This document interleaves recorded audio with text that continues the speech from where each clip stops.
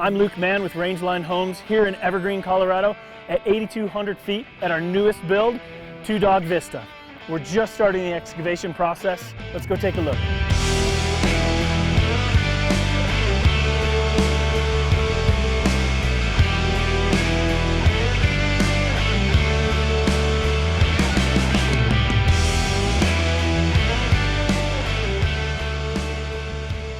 So one of the first things that we like to do as a company is get everything surveyed and staked before our excavator comes out.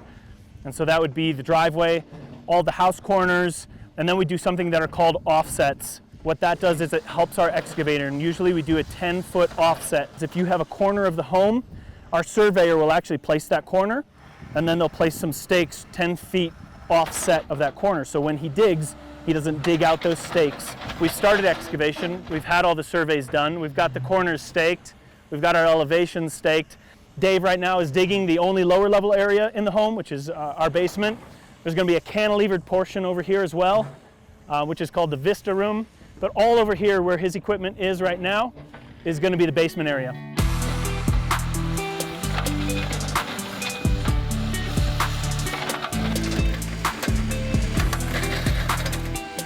It's definitely unique building here in the mountains. You hit soil, but you also hit a lot of rock. And you can actually hear that right now. He's using a ripper to rip through some of this rock. So it's definitely a challenge, but we're used to it up here. And that's why you got to choose a really good excavator. And Dave, who's actually doing our excavation, he's lived in Evergreen, I think, his whole life. So he knows this terrain very well. He knew that it was a dream of the developer to put this up here. And for him to be a part of that right now is pretty awesome. So the developer of this property purchased this property back in the 80s. And he had a dream to develop this property and put these homes up here in these beautiful locations. And one of the things that he wanted to do to preserve the natural beauty was to create no-build zones. So you actually cannot place your house in certain areas of each one of the properties up here.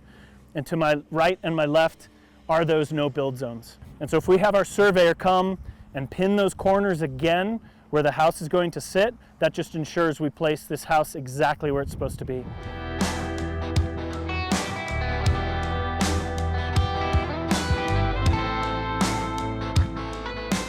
All right, so this is our leach field here. And our leach field will capture all of the liquids that come down from our septic tank. Our septic tank is gonna go right in this area.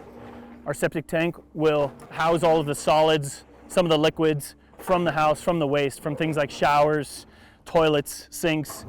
And then all of the liquids then come and flow into the leach field here and get what's called dosed into this leach field. And there's a number of layers of sand and dirt and soil and things like that, but there's also piping and whatnot that will go in there to help distribute all of those liquids from the house. So one of the interesting things about this septic system and leach field is that we have an advanced treatment system, which means we can actually get closer to our wellhead. Normally we have to be 200 feet away, but here we can be 100 feet away. Part of the advanced treatment system with this system is also that we have to monitor this system.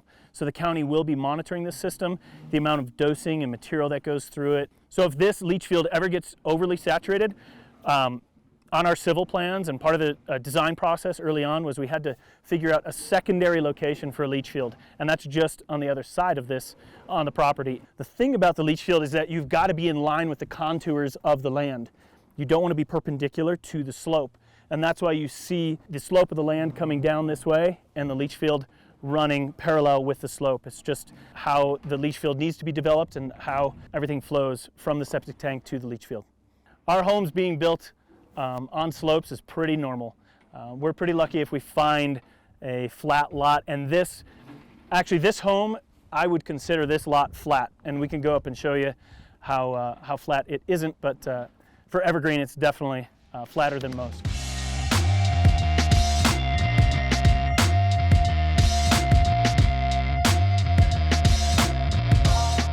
One of the first things in developing this property to get it ready for a custom home is you have to drill your well.